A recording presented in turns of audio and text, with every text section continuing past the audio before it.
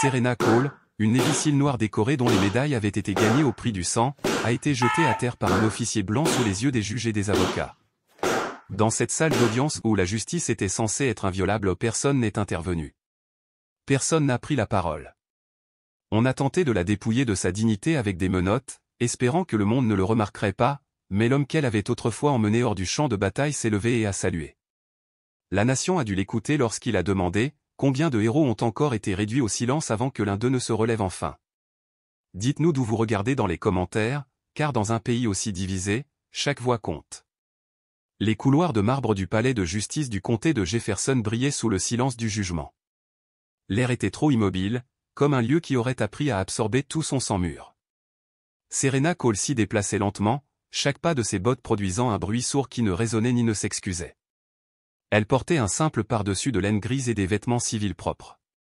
Ses cheveux étaient soigneusement tirés en arrière, pas de métal, pas d'insigne, rien qui puisse indiquer qui elle était ou ce à quoi elle avait survécu.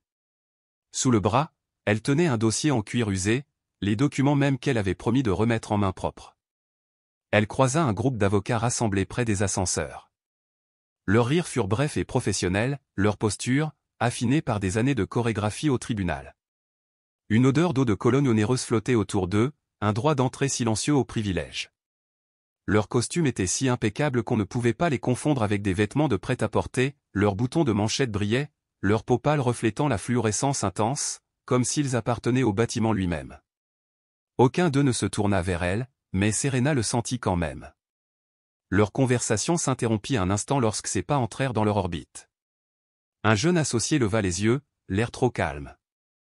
« Je ne suis pas sûr qu'on autorise les entrées imprévues aujourd'hui, » murmura-t-il, trop fort pour être discret, trop bas pour une confrontation. Un autre glissa une main sur sa bouche pour murmurer, probablement ici pour une contravention ou une pension alimentaire. Ils ricanèrent, non pas pour rire, mais pour s'encourager mutuellement. Un troisième, plus âgé, les cheveux plaqués en arrière et une cravate rouge criant « Pouvoir », interpella l'associé gérant sans même regarder Serena, « J'espère que ce dossier est rempli de coupons, pas de réclamations. » Elle entendit chaque mot. Les oreilles noires sont dressées à écouter quand les bouches blanches chuchotent. Serena avait déjà vécu dans des salles comme celle-ci, salles de guerre, salles de conseil, salles d'audience toutes entourées de barrières invisibles de regards et de suppositions tacites selon lesquelles une personne comme elle n'était jamais censée être là, à moins de faire le ménage, de plaider ou de perdre. Dans la salle d'audience 2B, son frère d'armes, Noah Brigg, l'attendait. Il avait perdu une jambe à Ramani et perdait désormais sa dignité aux mains du système américain. Ses prestations d'invalidité avaient été supprimées sans préavis. Elle détenait des preuves qui auraient pu faire pencher la balance, dossiers d'hôpital, rapports d'incidents, témoignages, tous enterrés et ignorés jusqu'à ce qu'elle les déterre elle-même. Aujourd'hui, elle ne se contentait pas de remettre des documents, elle offrait une chance à la justice. Puis vint le barrage. L'agent Chadrick Ford blanc, la trentaine, avec une mâchoire qui affirmait son autorité plus haut que n'importe quel insigne, croisa les bras. Ses lèvres se retroussèrent en un mépris étudié tandis qu'il la regardait. « Vous êtes sûr d'être dans le bon bâtiment » ricana-t-il. Son ton n'était pas curieux. Il était condescendant, comme si son uniforme lui donnait le droit de vérifier qui avait sa place dans le palais de justice. Serena s'arrêta, imperturbable. « Salle d'audience 2B, dit-elle d'une voix calme et égale. Je suis ici sur citation à comparaître. Le regard de Chad s'attarda sur son visage, comme s'il cherchait une excuse. Où est votre avocat, la questionna-t-il. Je suis témoin, pas partie, répondit-elle. Il pencha la tête, un mince sourire fendant son masque sévère. Venu seul? C'est osé. Les témoins n'arrivent généralement pas comme s'ils allaient payer une contravention. Ce n'était pas seulement du racisme, c'était du sexisme, de l'agisme, du classisme, une insulte à plusieurs niveaux déguisée en sarcasme. Serena ne mordit pas. Elle tendit son dossier. Ce sont des dossiers médicaux fédéraux. J'ai reçu l'ordre de les remettre directement au greffier. Chad ne jeta pas un coup d'œil au papier. Il s'approcha, envahi par l'odeur aigre du café rassis et de l'autorité bon marché. Vous pouvez me les laisser, lança-t-il. Je veillerai à ce qu'ils arrivent quelque part. On m'a dit de les livrer moi-même, répondit Serena avec respect. Monsieur l'agent, j'ai l'intention de le faire. Il plissa les yeux. Le silence retomba dans le couloir. Un employé derrière le bureau cessa de taper. Deux personnes assises sur un banc, une femme noire d'un certain âge et une jeune latina avec un sac allongé levèrent les yeux, discrètement mais d'un air entendu. Chacun sentit le courant électrique s'élever dans l'air. Si vous voulez être prise au sérieux, habillez-vous comme si vous étiez à votre place dans un tribunal, la Raya-Teil. Serena ne bougea pas. Sa voix, basse et tranchante comme un rasoir, coupa le vide entre eux. J'ai servi 30 ans. J'ai témoigné là où des hommes ont perdu leur grade pour avoir cligné des yeux trop forts. Elle fit un geste calme autour d'eux. C'est un jeu d'enfant. Les lèvres de Chad tressaillirent, son masque de discipline glissa. Il s'avança. Tu sais ce qui arrive quand on ignore le protocole, grogna-t-il. Serena leva le menton, refusant de céder. Je ne suis pas là pour enfreindre les règles. Je suis là pour les respecter. Ce que tu fais, c'est de l'obstruction. C'était tout. Mais pour des hommes comme Chad Rickford, c'était bien pire, elle ne cédait pas. Elle n'élevait pas la voix. Elle ne le regardait même pas. Elle le contournait simplement avec un calme délibéré, lissait son manteau comme pour enlever une tâche intempestive, et continuait son chemin, dépassant son autorité, sa présence, chaque micro-agression flottant dans l'air comme une fumée rance.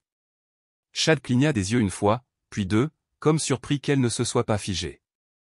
Sa mâchoire se serra, un nœud se forma dans son flanc, ses jointures blanchissant de frustration d'être ignorées, surtout par une femme noire qui croisait son regard et le perçait à jour. Ne t'éloigne pas de moi, siffla-t-il, trop bas pour être entendu clairement, trop fort pour être protocolaire.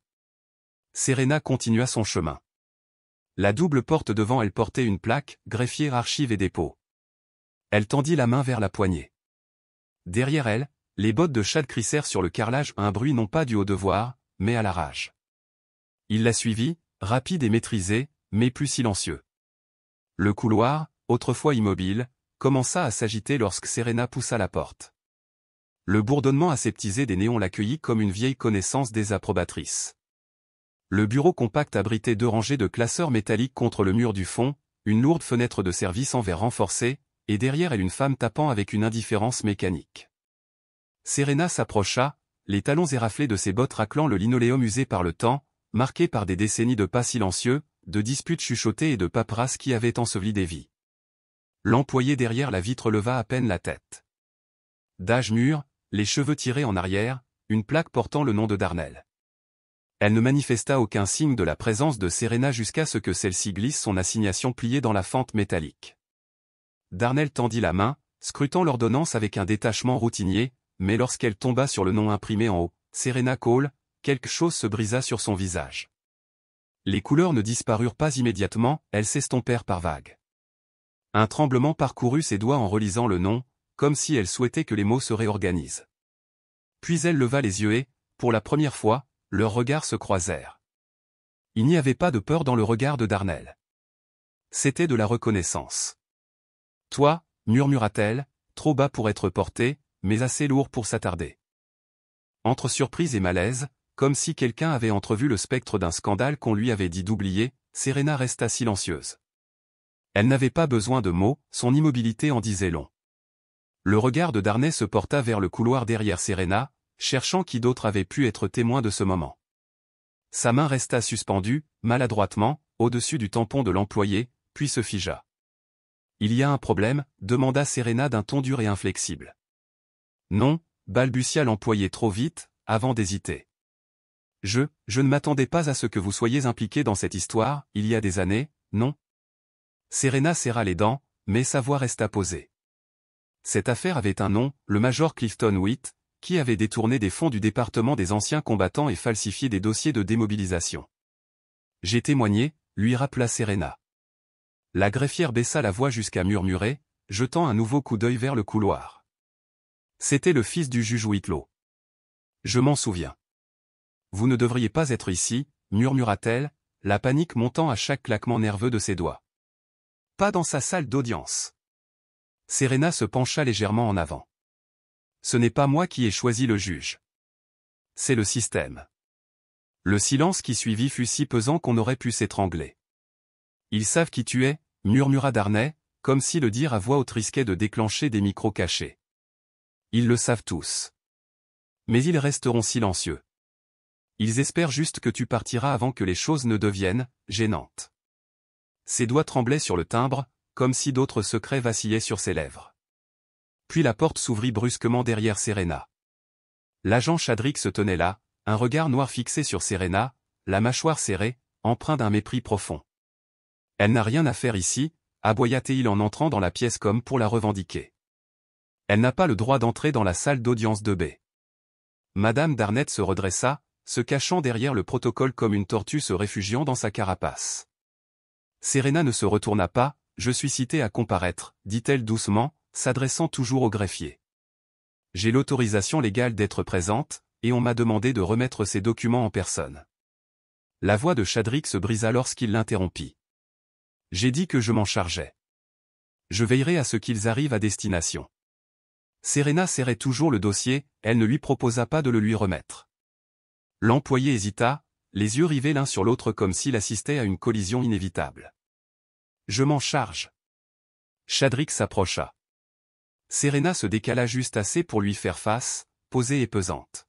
« La chaîne de possession est importante. Ces documents ne vous concernent pas. Ils sont destinés au tribunal. » Son refus résonna comme un bloc de marbre, une tension s'emparant du bureau. La peur ou était-ce la culpabilité? Palpitait dans les yeux pâles du greffier. Ce n'était pas la première fois qu'on tentait d'enterrer Serena Cole, elle avait toujours refusé. La main de Chadrick se posa sur son étui trop tard, mais suffisamment pour rappeler à tous à qui appartenait sa loyauté. « Très bien, grogna-t-il. Je m'en occupe moi-même. Ces documents n'arriveront jamais en salle d'audience de B. » Ces paroles étaient moins une menace qu'une promesse, forgée par de trop nombreuses années de pouvoir incontrôlé. Serena ne se retourna pas. Elle ajusta le dossier avec une précision clinique et se dirigea vers les lourdes portes en bois au bout du couloir sans excuse, sans explication, juste un objectif silencieux. Pour un homme comme Chad, être ignoré était intolérable, être repoussé par une femme noire au franc-parler était tout autre chose. « Arrêtez » s'écria Chad, chaque mot plus fort que le précédent. Serena continua d'avancer, sans éclat, sans colère. Son calme défi déstabilisa les agresseurs qui se nourrissaient du chaos. « Arrête » siffla Chad, plus furieux encore, tandis qu'il faisait 2 pas en avant. Au seuil de la salle d'audience 2B, Serena marqua une pause juste le temps de prononcer 5 mots calmes sans tourner la tête, la chaîne de garde est toujours importante. Ce fut la goutte d'eau qui fit déborder le vase. D'un geste soudain et brutal, Chadrick la poussa violemment dans le dos, non pas la poussée maladroite d'un passant impatient, mais la force d'un homme déterminé à faire valoir son point de vue. Serena perdit l'équilibre. Le dossier lui échappa des bras, les pages s'épanouissant dans les airs comme des oiseaux effrayés avant de se disperser sur le sol de marbre. Elle frappa le marbre avec une brutalité atroce, d'abord son genou, puis son coude, puis sa paume. Le bruit n'était pas dramatique, mais il était viscéral et horrible. Le temps s'arrêta. Des halètements parcoururent les spectateurs. Un homme en costume laissa tomber son café dans le couloir. Derrière la vitre du guichetier, un autre lui couvrit la bouche. Mais personne ne bougea, personne ne parla.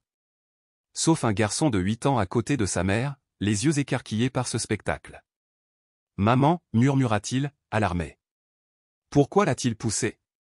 Sa mère ne dit rien, elle ne pouvait expliquer ce qui s'était passé sans défaire ses propres illusions.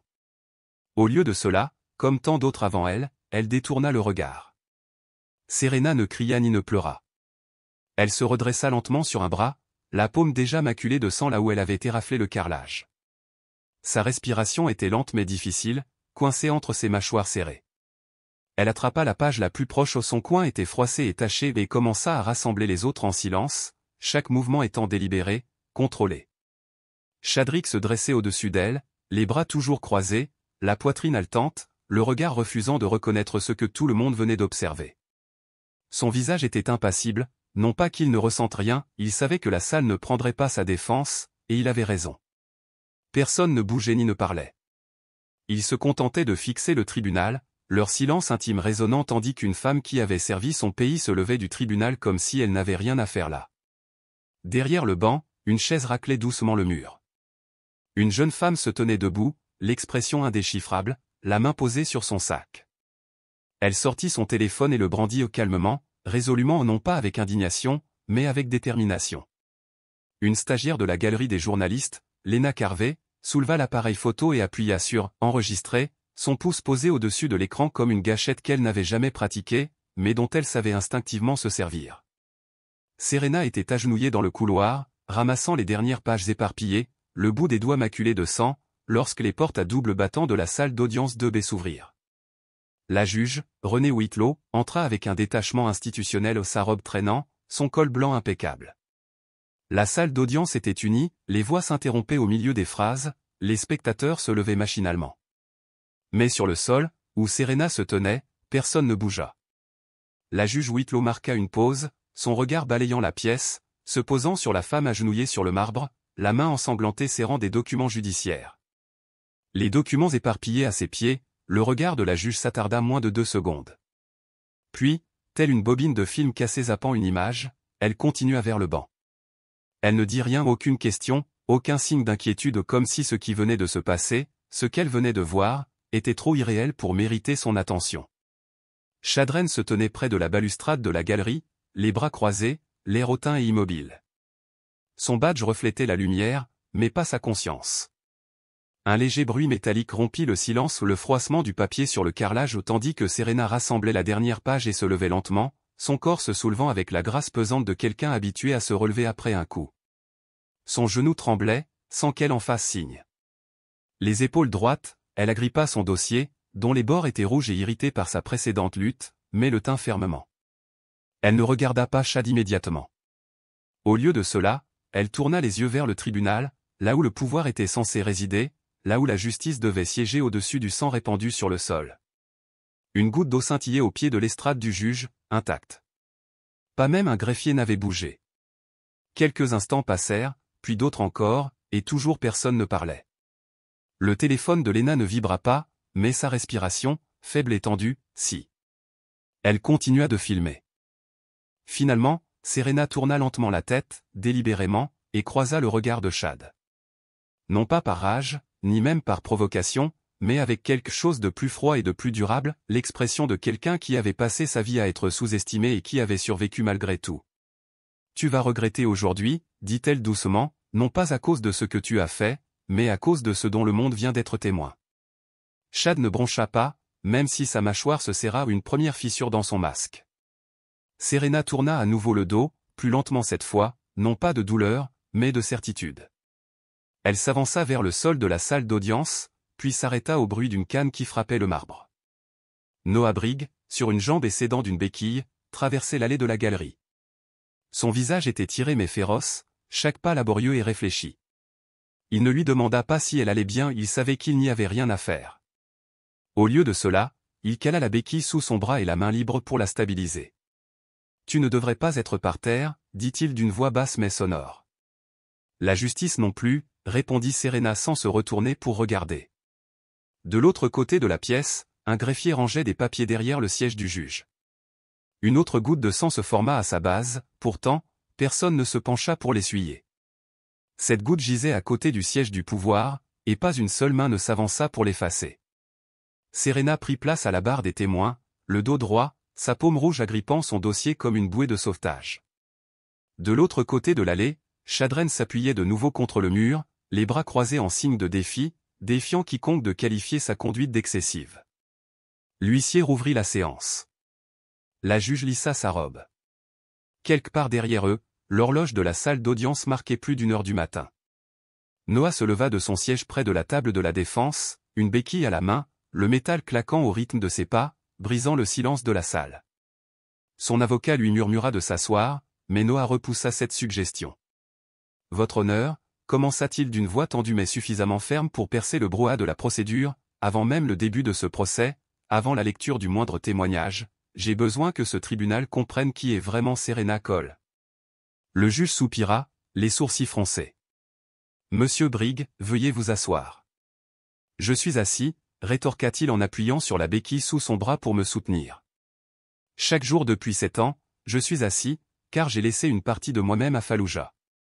Et sans cette femme là-bas, dit-il en désignant Serena du doigt, j'aurais tout abandonné. Un murmure parcourut l'auditoire. Le greffier leva les yeux, Chad s'agita, mal à l'aise. Le marteau du juge flotta, mais ne retomba pas. Noah poursuivit, la voix rauque. Il nous avait dit que le rayon d'explosion était dégagé. Ce n'était pas le cas. Nous sommes tombés dans une embuscade. J'étais au sol, en sang et hurlant, et la seule personne à avoir fait demi-tour, à avoir ignoré les ordres de retraite, à m'avoir porté sur 3 mètres de son dos avec une balle dans l'épaule où était Serena Cole. De légers halètements parcoururent la pièce comme des feuilles emportées par un vent soudain. Noah prit une inspiration profonde. « Tu veux parler de documents protocolaires ?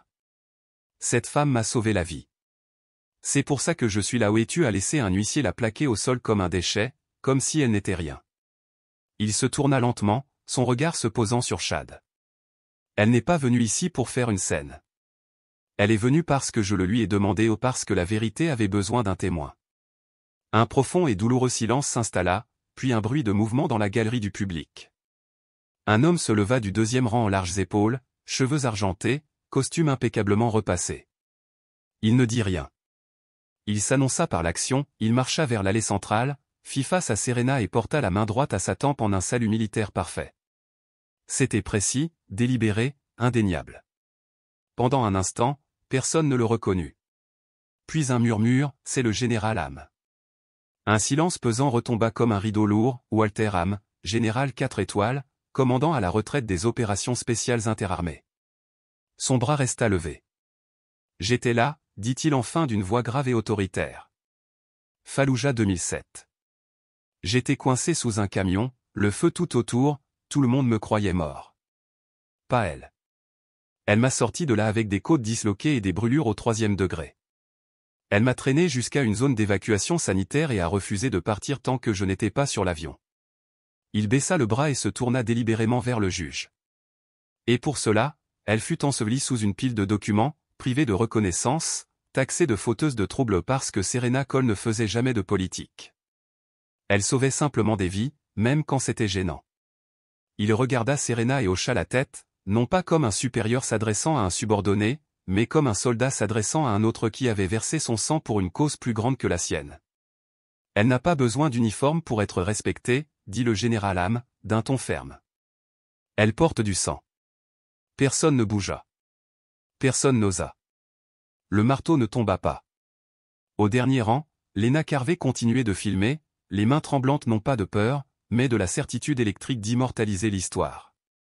Elle murmura pour elle-même, à peine audible dans le silence, « Ils ne peuvent pas couper cette partie. » Chadren déplaça son poids, le silence l'écrasait si fort que ses bras se décroisèrent, ses mains pendantes, inutiles, le long de son corps.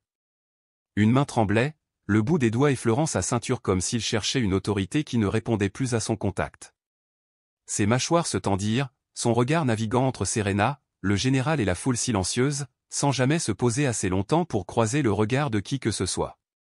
Il avait déjà affronté de nombreuses tempêtes dans les salles d'audience et exercé une influence, mais rien ne l'avait préparé à ce silence, un salut d'un homme qui commandait autrefois des milliers de personnes, désormais le son le plus fort de la salle. C'était gravé dans chaque mur, dans chaque souvenir, dans le poids des conséquences. La sueur perlait à ses tempes sous le col rigide de son uniforme.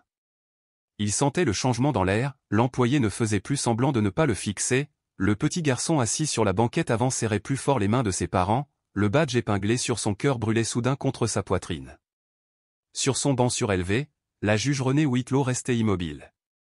Les rides autour de sa bouche s'étaient creusées, mais son regard restait étrangement immobile, fixé non pas sur Serena, mais sur la distance qui les séparait. L'espace d'un instant, quelque chose vacilla dans les yeux de Whitlow, une trace de regret, une légère inclinaison du menton, le fantôme d'un monde plus doux. Serena reconnut ce que c'était, une performance, une chorégraphie vide de sens, destinée à la parade, non à la rédemption. Les excuses ne franchissaient jamais les lèvres de Whitlow où elle n'en avait pas besoin. Son regard disait tout, tu n'aurais pas dû revenir. Tu étais censé disparaître, comme les autres. Serena ne vacilla pas et ne scia pas. Elle refusait les paroles creuses de Whitlow. Ce qu'elle voulait, c'était la justice, non pas la justice cursive et soignée des ordres signés, mais celle qui palpitait derrière ses côtes meurtries, qui murmurait à travers le sang séché sur son poignet. Celle qui avait été refusée à tous les vétérans noirs, à toutes les femmes qui avaient porté plus que leur part et à qui on avait pourtant dit de se taire. Elle était assise, parfaitement immobile, le dos droit, les épaules carrées, comme un soldat attendant son prochain ordre. Mais intérieurement, ses pensées brûlaient, tu crois que c'est la fin, ce n'était que ton tapis rouge. Tu m'as laissé saigner dans tes couloirs, tu m'as poussé vers le bas, croyant que personne ne se relèverait. Je me suis relevé, et maintenant tous ceux qui m'ont vu tomber se relèveront aussi. Elle jeta un coup d'œil à Lena, au fond, les doigts tremblants sur l'enregistreur, toujours secoués mais moins effrayés. Les poings de Serena se crispèrent sur la coudoir du fauteuil cabossé qu'elles avaient peiné à porter. Tu m'as fait saigner pour que je te dise la vérité, chaque goutte comptera. Derrière ses bleus, sous le silence, le combat de Serena ne faisait que commencer. Alors que les portes du tribunal se refermaient et que Serena prenait place à côté de Noah Brigg, l'histoire était déjà déformée stratégiquement, délibérément. 2 étages plus haut, dans une salle de rédaction faiblement éclairée, les conversations ignoraient le sang et le courage, elles se concentraient sur l'apparence, sur la manipulation. Les extraits pouvaient être visionnés en boucle, les citations coupées, les vérités rognées comme des excès de graisse. Le directeur de l'information, un homme qui n'avait jamais mis les pieds dans un tribunal, planait au-dessus d'une chronologie numérique, ses doigts dansant comme une lame de boucher. Ils ont écarté les images impeccables de Lena, ses mains fermes, son son clair, la séquence complète de la poussée de Chad, la chute de Serena, la question tremblante de l'enfant. À la place, ils ont assemblé des séquences tremblantes filmées au téléphone portable dans le couloir, coupant au milieu de l'instant et étouffant le silence qui régnait dans la foule. Avec suffisamment de coupures brutales et de sous-titres soignés, on aurait dit moins un acte de violence isolé qu'une foule chaotique perturbant la justice au palais de justice du comté de Jefferson.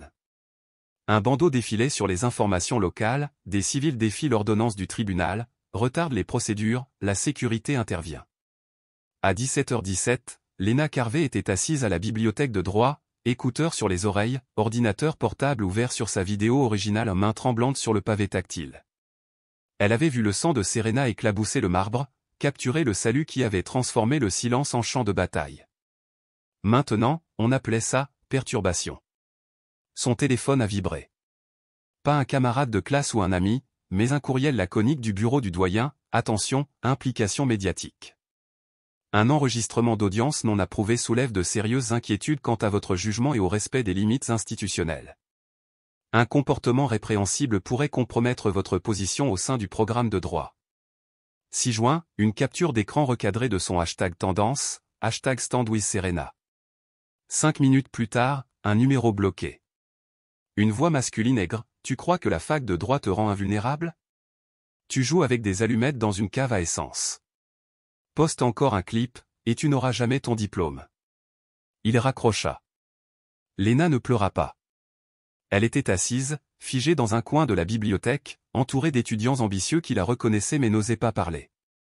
Son cœur battait fort, non pas de peur, mais d'une force brute, primitive, la même tempête que Serena avait portée dans son regard. Il ne s'agissait plus d'une note ou d'un diplôme. Il s'agissait de savoir qui écrira l'histoire et qui en sera effacé. Ce soir-là, alors que les lumières du tribunal s'éteignaient et que le silence régnait dans la ville, Lena rentra chez elle, verrouilla sa porte et ne laissa qu'une seule lampe allumée. Puis elle mit en ligne la vidéo sans montage, pas de coupure, pas de commentaires, juste la vérité, Serena poussant, le choc de la chaise, le sang sur le marbre, la voix de l'enfant, le salut du général. 12 heures plus tard, la vidéo n'a pas seulement fait sensation, elle a explosé. Au matin, elle portait du sang, pas un uniforme, avait été retweetée par des généraux à la retraite, des militants noirs et des musiciens country. Mais face à l'ampleur du soutien, le système a riposté. À midi, le shérif du comté de Jefferson, Clayton, Clay, ou Wexler, s'est présenté devant la presse sans uniforme, juste un costume impeccable, le drapeau derrière lui, la voix huilée pour un effet maximal. Ses yeux n'ont pas cligné des yeux pendant ces 3 minutes de déclaration. Ne laissons pas les réseaux sociaux devenir juges, jury et bourreaux, commença-t-il d'un ton posé. Notre mission est de garantir la sécurité et l'intégrité de ce tribunal. Lorsque l'émotion est à son comble, les images peuvent déformer la réalité. Puis vint la phrase qu'on lui avait rabâchée, celle qui s'étalait à la une des journaux et dans les commentaires, ne laissez pas les gauchistes radicaux contrôler le récit ou la salle d'audience. C'est ainsi que Chadrick est devenu l'homme visé sur Internet, et non pour ses actes. Le système a inversé la tendance, présentant Serena non pas comme un vétéran décoré ou un témoin blessé, mais comme un symbole du chaos, manipulé par des agitateurs pour saper les institutions américaines. Des mots déformés, sortis de leur contexte, ont résonné sur tous les canaux officiels. L'agent Rick a été muté au nouveau bureau, plein salaire, avocat rémunéré par le syndicat de police. De retour dans la modeste cuisine de Serena, les informations diffusées en sourdine, elle frottait le sang brun séché sur le revers de son chemisier. Ses doigts frottaient le tissu, les lèvres pincées, le regard clair mais hanté. Derrière elle, Noah parcourait les innombrables mensonges en ligne, chacun resserrant son étreinte. « Ils ne disent même pas ton nom », murmura-t-il. Serena resta silencieuse, comme si elle n'était plus qu'une tâche à effacer. Ailleurs en ville, Lena était assise devant sa boîte mail, débordante de menaces anonymes et de vagues avertissements de son conseiller pédagogique. Elle s'était préparée à un retour de bâton, mais elle ne s'attendait pas à se sentir aussi effacée, comme si ces clips vidéo étaient la preuve non pas du crime d'autrui, mais de sa propre culpabilité. Et pourtant, les institutions restaient impassibles. De tels systèmes ne sont pas faits pour ressentir, pour hésiter ou pour s'excuser. Ils absorbaient l'indignation comme le béton absorbe la pluie lentement, sans laisser de traces visibles. Personne ne s'est précipité pour défendre Serena, punir Chad ou admettre ses torts. Au lieu de cela, ils ont publié des points de discussion, modifié les programmes de presse et rappelé au public que la sécurité demeure notre priorité absolue. Mais dans le silence, loin des micros et des slogans, un mouvement a commencé à se former. Car ce que le système a oublié, c'est que le sang versé en public ne disparaît pas, il souille la mémoire, incite à l'action et parle plus fort que n'importe quel titre, badge ou déclaration soignée. La vidéo n'était pas seulement devenue virale, elle avait profondément marqué les esprits. Bien que le shérif ait parlé, pas un mot ne s'adressait à Serena. Sous les néons du couloir du tribunal, bourdonnant faiblement au-dessus de sa tête, une froide lueur bleue s'étendait sur le linoléum. Derrière une porte vitrée entr'ouverte gravée, archives judiciaires du comté de Jefferson, le général Walter Hiss se tenait étrangement immobile, un soldat entraîné à la guerre, maintenant prêt à affronter une autre embuscade, la bureaucratie. Il tenait le dossier que Serena avait apporté comme s'il s'agissait d'un camarade tombé au combat, ses doigts calleux tournant lentement chaque page, scrutant des lignes dont il savait qu'elles n'auraient jamais dû exister.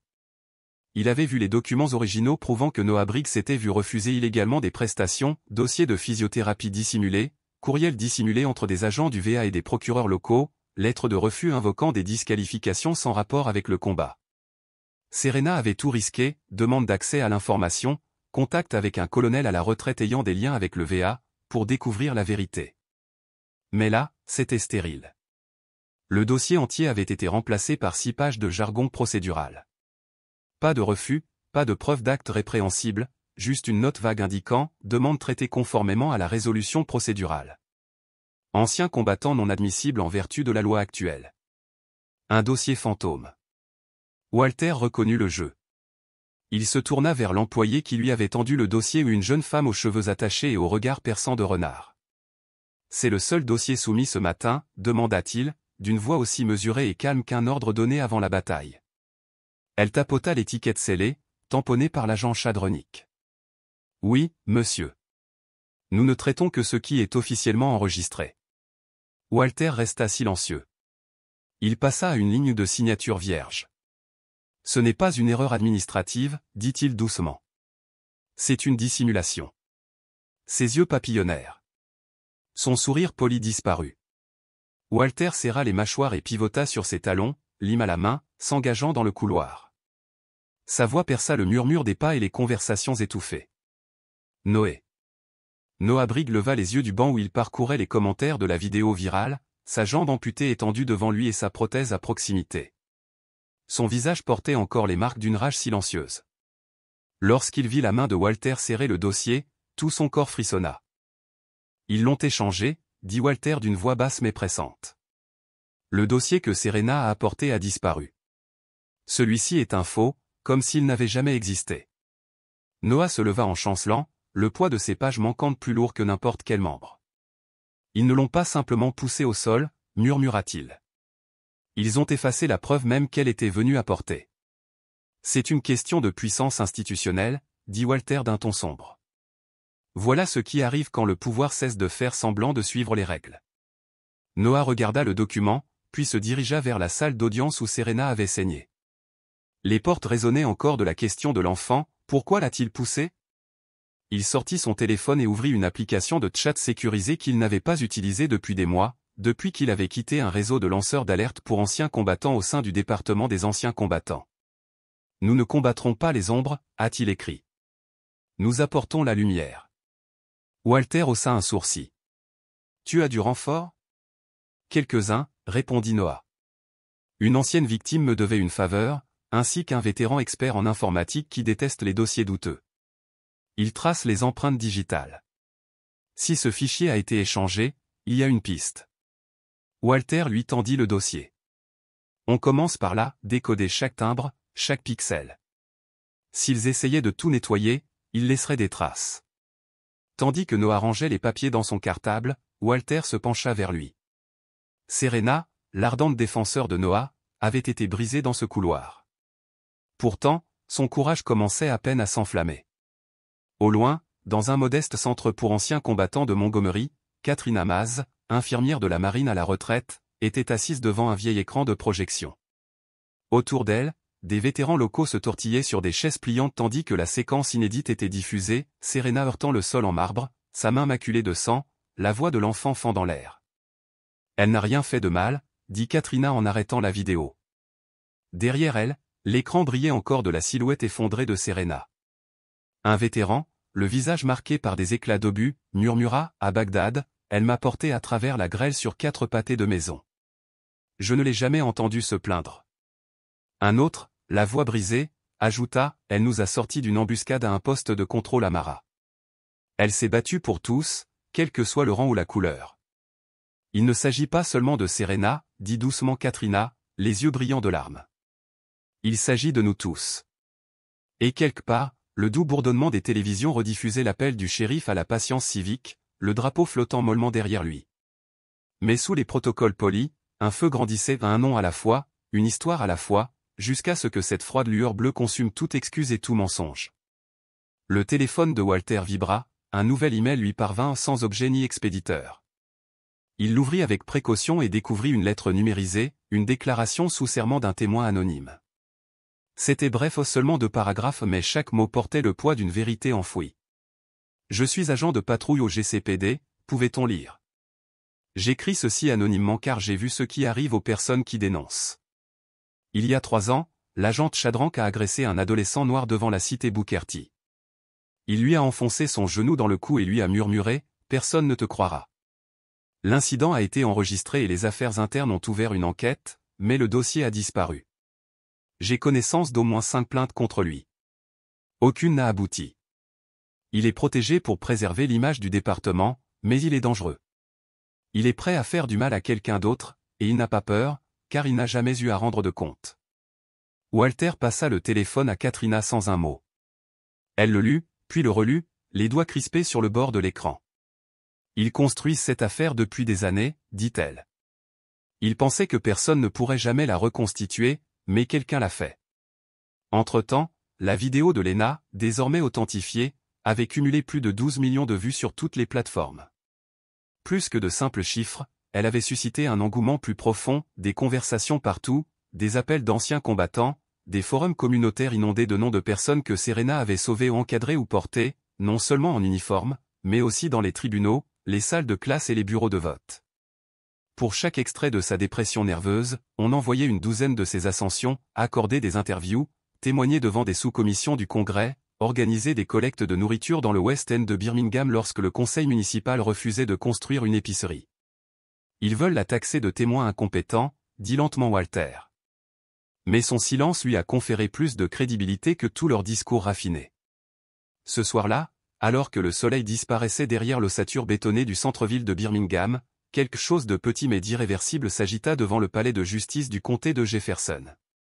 Quelques silhouettes apparurent, calmes, immobiles, tenant seulement des pancartes en carton et des drapeaux pliés.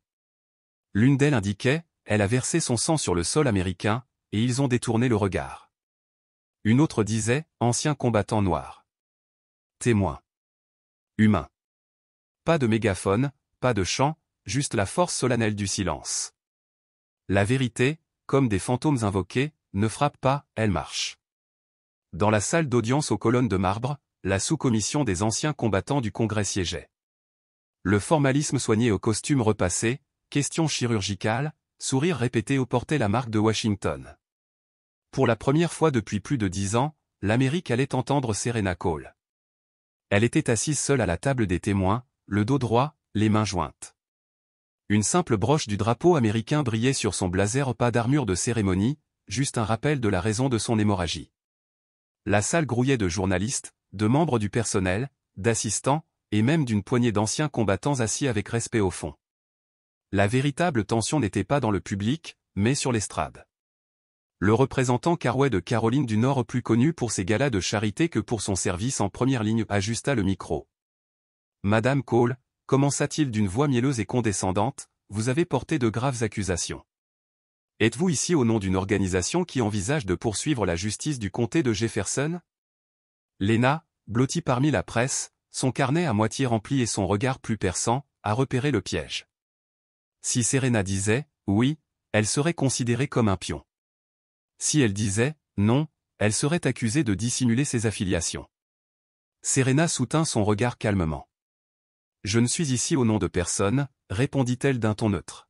« Je suis ici parce que la justice ne devrait pas dépendre de qui paie le micro. » Des rumeurs se sont propagées, mais Carway a insisté.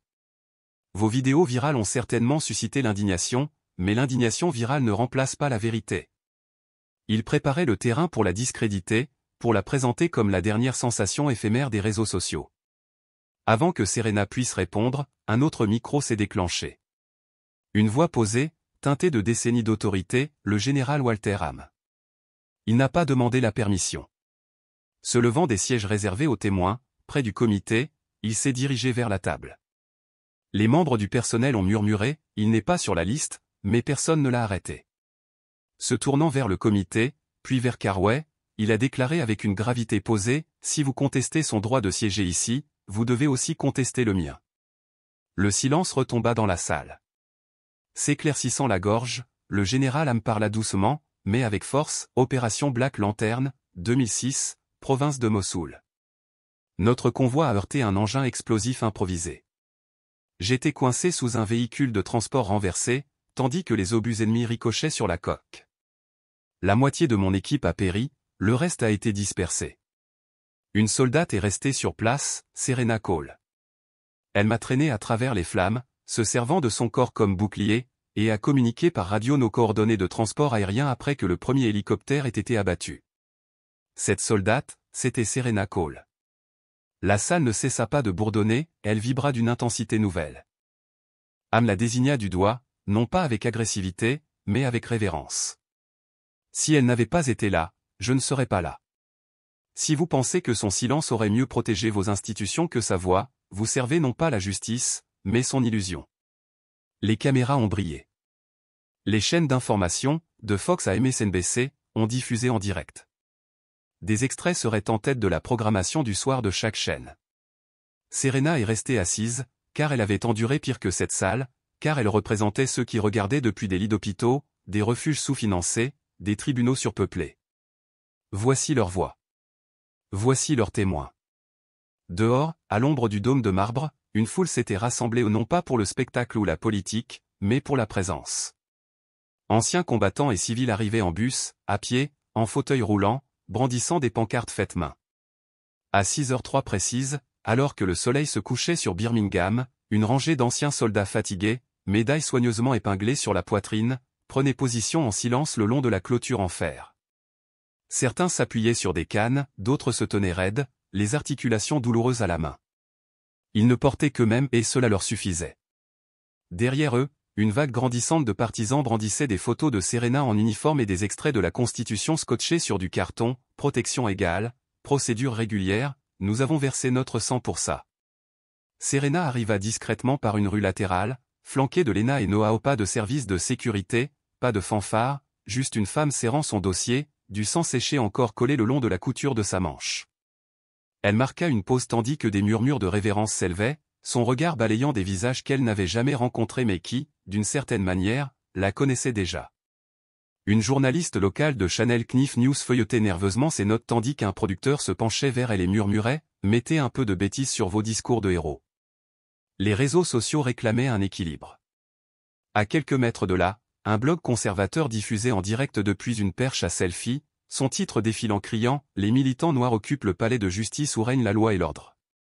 Le contraste était saisissant, chaque objectif de caméra racontait sa propre histoire. D'un côté, l'espoir, le sacrifice, la rébellion, enveloppée de drapeaux et de silence. De l'autre, la menace, le chaos, des titres conçus pour diviser. Rien de tout cela n'avait d'importance pour la foule rassemblée dans la froide lumière matinale. Ce qui comptait, c'était que Serena ne s'était pas inclinée. Ce qui comptait, c'était qu'elle avait une fois de plus saigné pour ses convictions et choisi de rester debout. Noah s'appuyait sur sa béquille à côté d'elle, scrutant la place du regard avec un instinct aiguisé par des années de déploiement.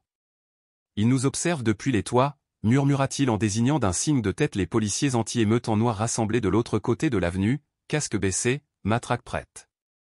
Ils attendaient le premier cri.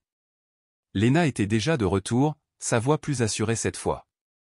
Nous sommes devant le palais de justice de Birmingham, où des centaines de personnes se sont rassemblées. Certains appellent cela une manifestation, d'autres une veillée, mais tout le monde ici sait une chose, c'est bien plus qu'un tribunal. C'est une nation qui décide de la justice en laquelle elle croit. Puis il est arrivé. Ni un chasseur de caméras, ni un militant policé par ses arguments, juste un homme qui semblait avoir survécu à toutes les guerres que ce pays a menées, puis oublié. Ses mains étaient ridées comme du bois flotté, sa silhouette courbée par le temps, et sur son épaule pendait un drapeau américain en lambeaux non pas cérémoniel, mais poli par les marches, les déploiements, l'histoire elle-même. Il fraya un chemin à travers la foule avec son déambulateur jusqu'à se retrouver seul devant les portes du tribunal. Puis, tenant à peine ce drapeau, il leva le menton et s'écria avec une clarté qui ne souffrait aucune objection, « Elle est la seule à honorer encore ce que ce drapeau est censé signifier. » Ces paroles firent plus que se propager, elles brisèrent quelque chose. Une petite fille près de la barricade leva les yeux vers sa mère. « C'est un soldat, murmura-t-elle. » La mère, les yeux humides, acquiesça. Elle l'est toujours. Derrière les fenêtres du palais de justice, les stores bruissaient tandis que des hommes en costume chuchotaient. La ville semblait pencher, retenant son souffle, car sous le silence, sous les avertissements mis en scène des dépêches de police et les nouvelles distillées, quelque chose s'agitait. À l'intérieur, la salle d'audience était bondée, des rangées d'anciens combattants, d'étudiants, de journalistes et de simples citoyens se tenaient côte à côte. La tension n'était pas sonore, mais contenue, pas de chuchotement, juste un silence qui s'accentuait à chaque mouvement. Serena était assise à la table des témoins, le dos droit, les paumes à plat sur le bois sombre, le regard fixé devant elle.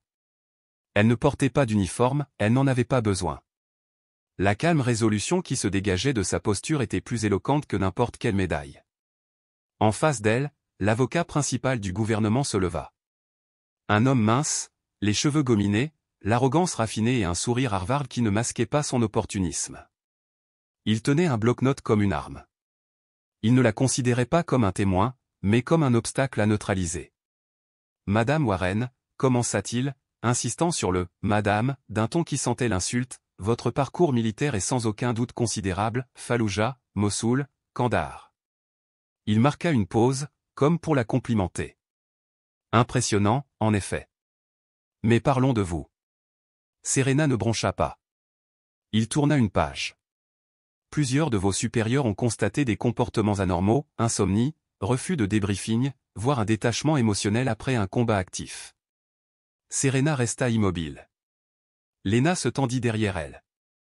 Noah s'agrippa au bord de son siège. La salle d'audience retint son souffle.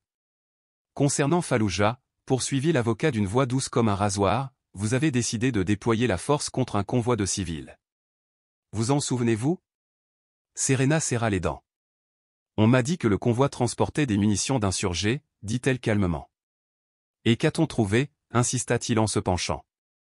Tu te souviens. Elle croisa son regard. 2 mortiers cachés sous des caisses de nourriture, aucune arme visible à l'œil nu. Il marqua une pause pour créer un effet dramatique. Vous avez attaqué un véhicule civil sur la base d'une supposition. J'ai agi sous l'effet d'une menace, répondit-elle d'un ton neutre. Sur la base de renseignements.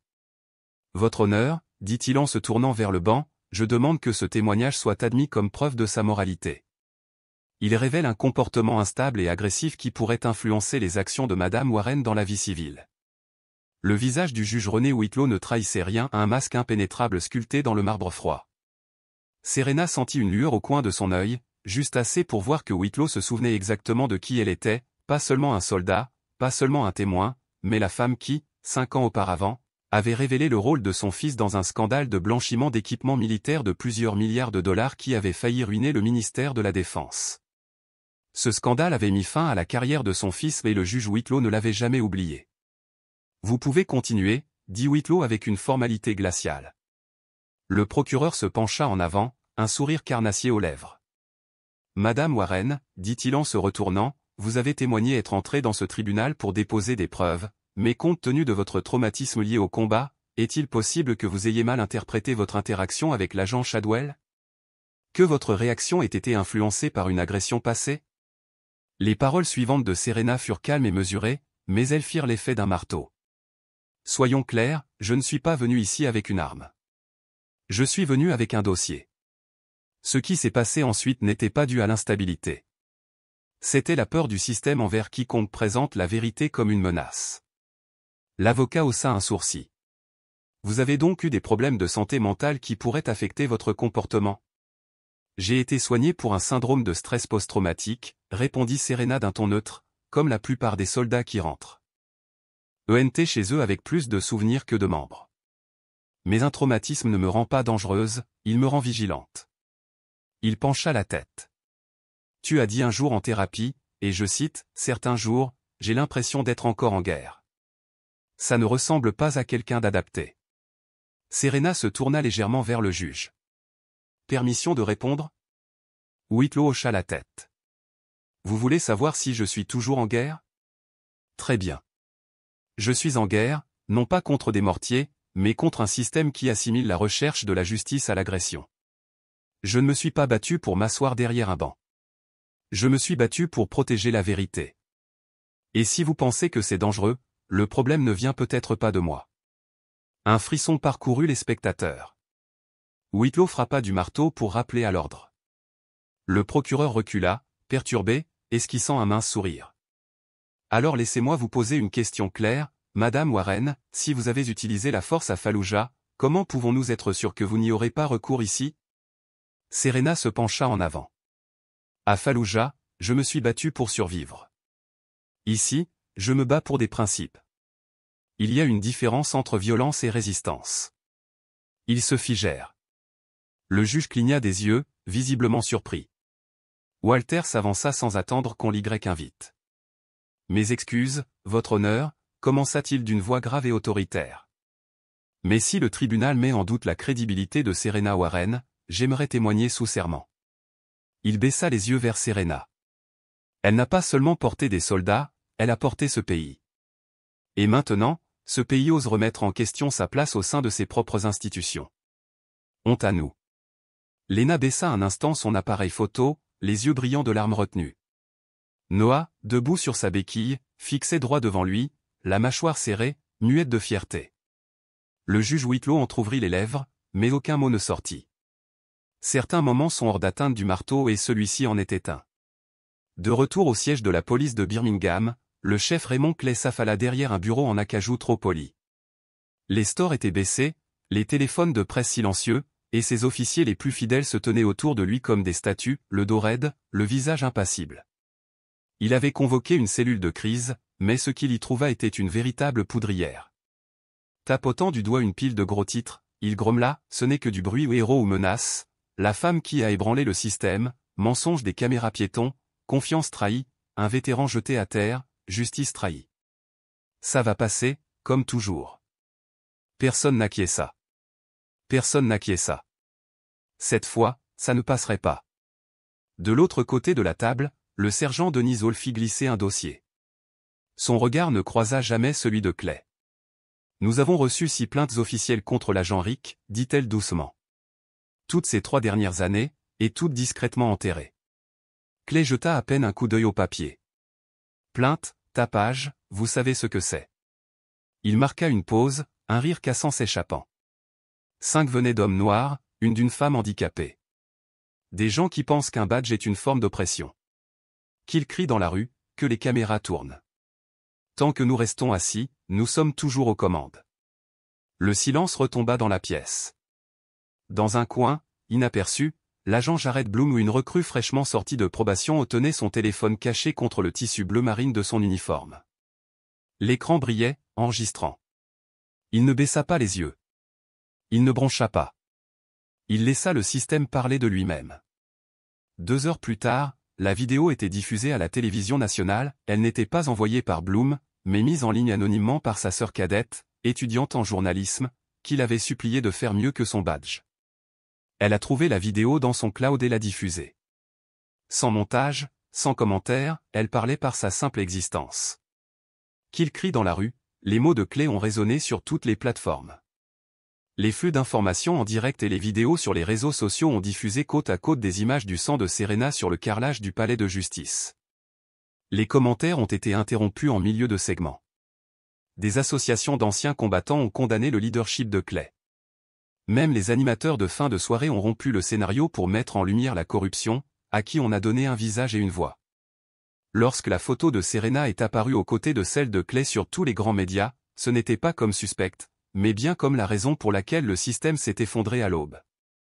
À midi, la police de Birmingham a publié un communiqué laconique, le chef Raymond Clay avait été placé en congé administratif à durée indéterminée dans l'attente d'une enquête fédérale. Le comité municipal des droits de l'homme a confirmé que l'agent Chad Ronick avait été convoqué à une audience disciplinaire, non seulement pour ses actes contre Serena, mais aussi pour au moins 6 allégations de mauvaise conduite antérieure, toutes portant les initiales de Clay et le tampon « Resolved » en rouge. Résolu n'avait jamais signifié justice, seulement silence, jusqu'à présent. Lors de la conférence de presse qui a suivi, aucun policier en uniforme n'a osé s'approcher de la tribune.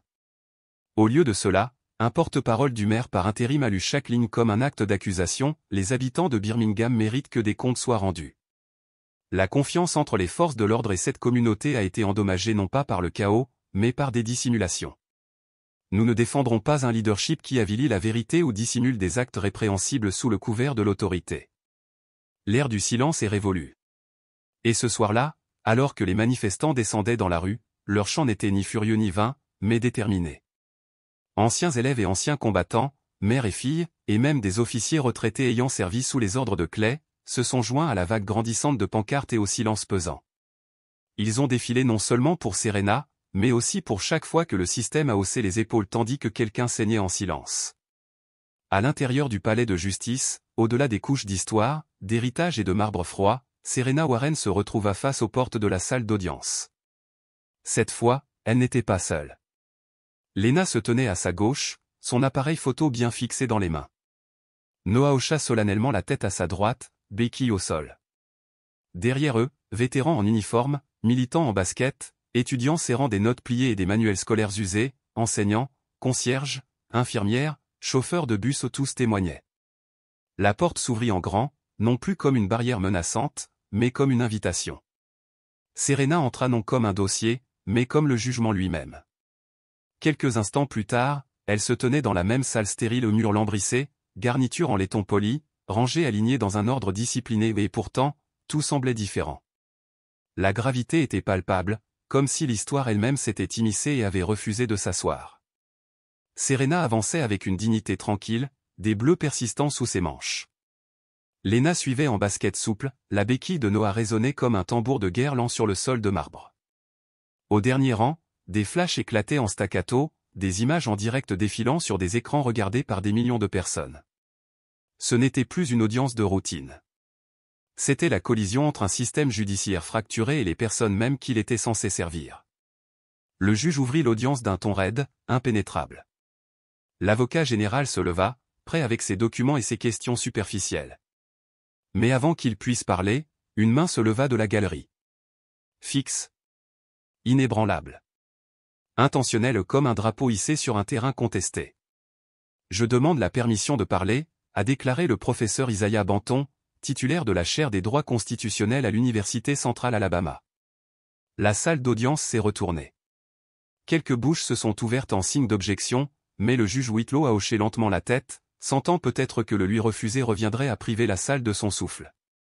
Le professeur Banton s'est levé, a ajusté son blazer sombre et s'est avancé avec l'autorité tranquille de celui qui a passé sa vie à enseigner aux autres comment penser et qui a maintenant besoin qu'ils ressentent.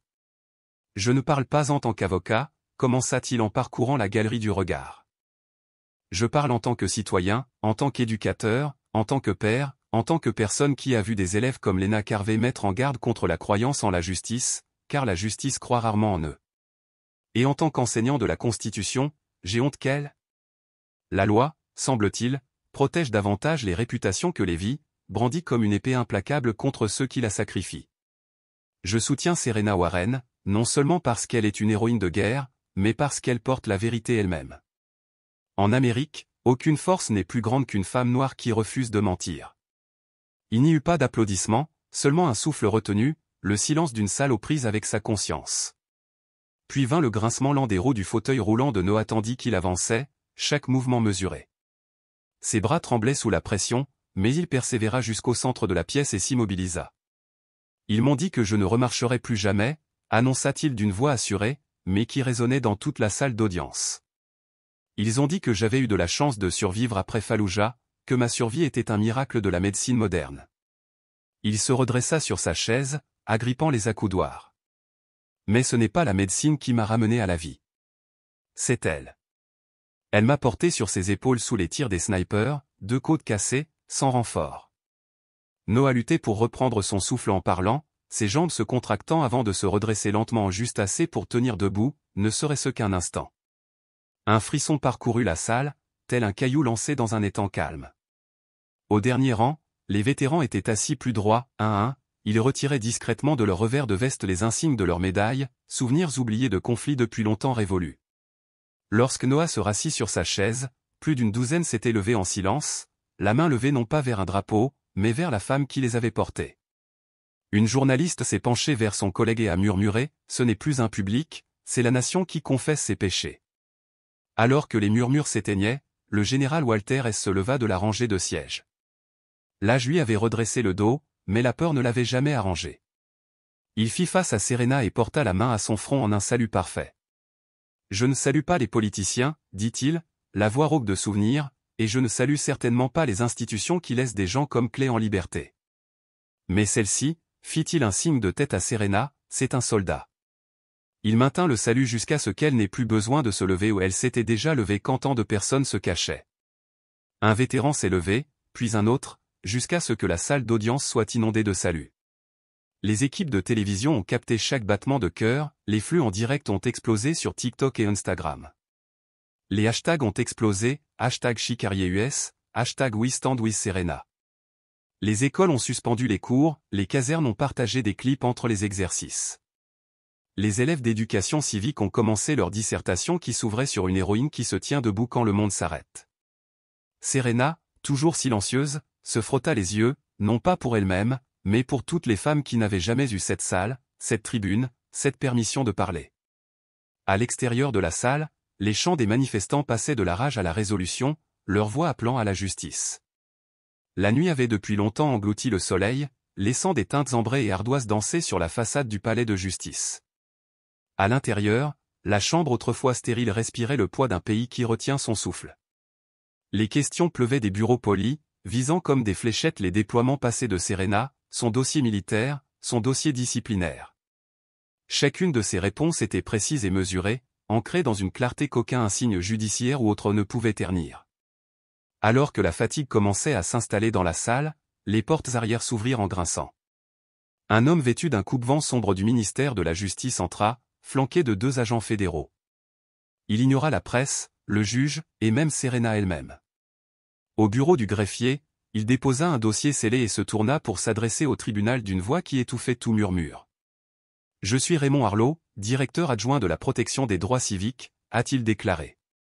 Sur ordre direct du ministère de la Justice, à compter de ce soir, nous ouvrons une enquête fédérale officielle sur de potentielles violations des droits civiques et des abus de pouvoir systémiques au sein des systèmes judiciaires et policiers de Birmingham. La salle se figea, comme si le bâtiment lui-même devait se réajuster. La juge Whitlow serrait son banc, le professionnalisme se crispant sur son visage. Ce n'était plus une simple audience, c'était un acte d'accusation en attente. Quelques instants plus tard, une autre enveloppe apparut sur le banc du juge, celle du bureau de déontologie judiciaire. Le juge Whitlow jeta un coup d'œil à l'inscription rouge en gras, « Examen éthique obligatoire », et la laissa fermer. Depuis la ligne de touche, un agent de liaison fédéral demanda à Serena si elle accepterait une recommandation officielle ou peut-être une médaille de la bravoure pour sa retenue et sa dignité face à l'humiliation institutionnelle. Elle jeta un coup d'œil à Noah, penché en avant sur sa chaise, puis à Lena, le téléphone dans une main tremblante. Puis elle se leva, cette fois de son propre chef. « J'apprécie l'offre, » dit Serena d'une voix ferme et enflammée. « Mais je ne suis pas là pour une médaille. » Un silence s'abattit sur la pièce. « Ce que je veux, » a-t-elle poursuivi, s'adressant aux juges, aux caméras et aux millions de téléspectateurs, c'est que tous les dossiers d'anciens combattants estampillés ou refusés ou pour cause d'origine ethnique au cours des 10 dernières années soient rouverts. Fini les tampons rouges sans raison, fini le silence enfoui avec notre service. Commençons par la vérité, pas par la cérémonie. La salle d'audience s'est embrassée non pas dans le chaos, mais dans ce profond silence qui dit « c'est de l'histoire », pas un gros titre. La juge Whitlow regardait droit devant elle, le regard perdu dans le vide, tandis que la honte de son propre fils vacillait derrière elle. Puis l'audience a été levée, non pas sur un coup de marteau, mais sur l'écho d'une femme refusant d'être présentée comme reconnaissante. Dehors, sur les marches ombragées du palais de justice, une mère guidait son jeune fils à travers la foule grandissante. Pancartes de protestation toujours en place, drapeaux flottant au vent, projecteurs illuminant les monuments commémoratifs en bronze. Et sur la place, le cœur d'une nation enfin prête à se lever. Elle se tenait à côté de la statue fraîchement inaugurée, datant d'à accent grave peine 2 jours. Elle n'avait rien de grandiose, pas d'uniforme impeccable ni d'armes brillantes, juste une femme debout, une main à ses côtés, l'autre levée non pas en guise de salut, mais en signe de défi. Un jeune garçon tira sa mère par la manche, les yeux écarquillés par des questions trop grandes pour son âge. « Qui est-elle, maman » demanda-t-il en désignant la statue de bronze. Doucement, la femme s'agenouilla près de lui et, d'une voix douce mais assurée, dit « C'est la femme qui a dit au monde entier que nous comptions, même lorsqu'on a essayé de nous rendre invisibles. » Sur ce, la foule se déplaça, s'écartant pour laisser la place non pas à un spectacle, mais à un héritage. Une mère guida son fils à travers la pelouse du palais de justice. Il s'arrêta sous la statue et se contenta de la contempler, ignorant l'histoire derrière sa prise de position, mais sentant à cet instant que cela suffisait. La lumière matinale filtrait à travers les arbres bordant la place du palais de justice, projetant de longues ombres sur le rassemblement. Pas de klaxon, pas de tambour, pas de contrôle de sécurité ni de lignes anti-émeutes, juste des gens. Des centaines de personnes étaient venues, attirées par une seule vérité, gravée dans le bronze. Au cœur de la verdure, la statue trônait, nue, au ras du sol, sans être surélevée pour dominer qui que ce soit. Serena elle-même était prise en pleine pose, posée plutôt qu'imposante. Une main reposait sur son genou, l'autre tenait un dossier déchiré, le dos plié, les coins recourbés, des feuilles volantes glissant sur les bords. Autrefois considéré comme une « preuve manquante », le dossier était désormais immortalisé entre ses mains. Ses yeux, moulés dans un bronze étincelant, fixaient l'horizon non pas vers le ciel, mais directement vers les portes du tribunal qu'il avait autrefois privé de sa dignité. Aucune plaque n'indiquait ses grades ou ses distinctions, aucune date ne marquait ses triomphes. 5 mots simples étaient gravés sous le socle, elle les a enfin fait écouter. Autour de la statue, des vétérans en uniforme se tenaient au garde à vous, des mères poussaient des poussettes, des étudiants se blottissaient aux côtés de retraités, certains serrant des bougies, d'autres affichant une résolution sereine. Quelques-uns tenaient des chemises en papier craft, honorant non seulement le combat de Serena, mais aussi les innombrables batailles enterrées bien avant la sienne. Noah était assis au premier rang, son fauteuil roulant garé au bord de l'allée de gravier. Sa chemise était légèrement froissée, son souffle encore court après avoir gravi les marches du palais de justice ce matin-là, mais sa présence était inébranlable. Il se pencha vers Lena et murmura quelque chose qui la fit hocher la tête, les yeux brillants d'émotion. Derrière eux, le général S., la casquette respectueusement glissée sous le bras, se tenait debout comme un étudiant, son salut silencieux intact. Serena elle-même s'attardait juste derrière la statue, vêtue simplement d'un blazer noir et d'un pantalon au pas de médaille, pas de podium. Ses doigts effleurèrent le socle de la statue, comme pour vérifier sa solidité après une décennie de justice différée. Lorsque le maire s'approcha avec un discours préparé, la foule attendit poliment, mais personne ne prit son téléphone. C'était désormais un lieu sacré non pas pour le deuil, mais pour la reconnaissance. S'éclaircissant la gorge, le maire prit la parole. Ce monument n'est pas seulement dédié à une femme. Il est dédié à une nation qui oublie trop souvent ses héros parce qu'ils ne correspondent pas à l'histoire qu'elle souhaite raconter. Il s'écarta et fit un signe de tête à Serena, l'invitant sans retenue. Elle inspira profondément et s'avança, non pas vers le micro, mais plus près des gens. Sa voix était calme, elle n'avait pas besoin d'amplification. « Je ne suis pas venu ici pour faire un discours, commença-t-elle en scrutant les visages familiers dans la foule. Pendant la majeure partie de ma vie, personne ne m'a tendu de micro. J'ai appris à me battre sans. Quelques-uns se déplacèrent, se penchant en avant. On m'a dit de me taire après Fallujah. On m'a dit de me taire quand j'ai demandé mes allocations. On m'a dit de me taire quand un policier m'a traîné à travers le tribunal. Je ne parle pas aujourd'hui par courage, je parle parce que le silence a déjà coûté cher à trop d'entre nous. Elle souleva le vrai dossier abîmé, plié, patiné par la pluie et des années de déni. Ce n'est pas un accessoire. C'est ma vie, enfermée dans des tiroirs, réécrite par des gens qui n'ont jamais porté l'uniforme ni traversé une zone de guerre. Elle tapota doucement le dossier. C'est pour ça qu'on ne s'arrête pas, Lena serra plus fort son appareil photo, non pas pour des clips viraux, mais pour immortaliser chaque mot. La voix de Serena se fit plus ferme. Je ne me suis pas levé pour une statue. Je ne me suis pas levé pour être célèbre. Je me suis levé parce que quelqu'un devait rappeler au système que nous sommes toujours là ou que nous portions des médailles ou que nous soyons agonisants sous le traumatisme et que nous ne serons pas effacés. S'arrêtant pour jeter un coup d'œil à la statue, elle ajouta, « Ce n'est pas moi qui l'ai construite, c'est vous. Chacun d'entre vous qui êtes venu. Chaque vétéran qui a renvoyé ses papiers. Chaque élève qui a pris la parole quand les adultes lui ont dit de se taire. Chaque parent qui a dû expliquer pourquoi la justice ne vient pas toujours avec un marteau. » Elle hocha la tête d'un seul coup, non pas pour remercier la statue elle-même, mais pour avoir prouvé que, lorsque nous sommes solidaires, le système n'a d'autre choix que d'écouter. Il n'y eut ni applaudissements, ni chants, juste un long silence solennel. Puis, du fond de la salle, une petite voix, à peine plus forte qu'un murmure, « Maman ?» La main du garçon tira de nouveau sur la manche de sa mère. « Quand je serai grand, est-ce que je pourrai être comme elle ?» La mère s'agenouilla près de lui. Bien que sa réponse ne fût pas enregistrée, son sourire larmoyant en disait long. Une brise balaya la place, soulevant les drapeaux et faisant bruisser les cols des manteaux. Un vétéran s'avança et salua non pas pour la frime, mais pour le poids de chaque nom non prononcé. Bientôt, une douzaine de saluts s'élevèrent, puis 2 douzaines d'autres, les bras levés non pas en signe d'ordre, mais en hommage. Personne n'applaudit. Au contraire, les têtes s'inclinèrent, non pas en signe de défaite, mais de gratitude. Les photojournalistes capturèrent l'instant, incertains d'assister à la fin ou au véritable premier chapitre d'une histoire longtemps reléguée aux notes de bas de page. Les caméras se retournèrent vers la statue, Serena, assise dans le bronze, fixait sans broncher les portes qui autrefois la réduisaient au silence, les mains crispées sur le dossier autrefois disparu. Sa présence silencieuse déclarait désormais ce qu'aucun tribunal ne pouvait jamais dire, elle ne s'était pas emparée du pouvoir, elle l'avait révélé. Et pour la première fois, la nation ne se contenta pas de regarder. Elle écouta. Derrière elle, la façade du palais de justice restait inchangée. Mais devant, les gens se tenaient ensemble, silencieux et présents. La statue ne disait rien ou elle n'en avait pas besoin. Elle rappelait au monde que les systèmes peuvent oublier les visages, mais pas la vérité ou du moins, pas pour toujours. Serena ne supportait pas les applaudissements. Elle se leva parce que le silence avait volé trop de vie, trop d'histoire, trop de vérité. Du parterre du tribunal au monument de bronze face au couloir du pouvoir, son cheminement n'était pas celui de la vengeance.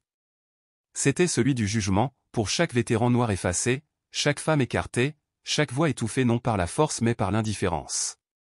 Pourtant, elle n'a jamais crié. Elle n'a jamais supplié. Elle est restée calme, posée, inébranlable et la nation, aux prises avec son reflet, a été forcée de l'entendre. Dans un pays encore aux prises avec sa propre image, l'histoire de Serena est plus que de l'histoire. C'est un phare, le véritable changement ne commence pas par les gros titres, il commence par la vérité. Et aussi profondément enfouie soit-elle, la vérité finit toujours par ressurgir.